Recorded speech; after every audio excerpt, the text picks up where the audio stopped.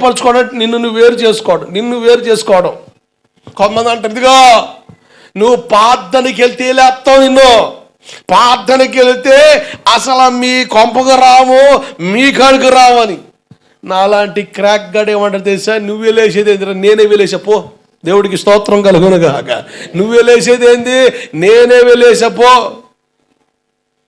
అందులో మనకు ఆలోచన వచ్చింది అనుకోండి, బాధపడతామా?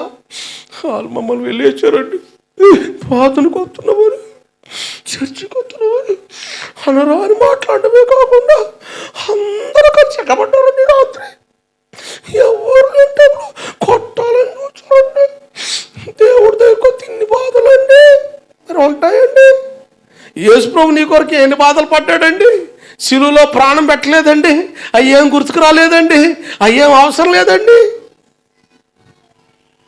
తెగ ఏడుతో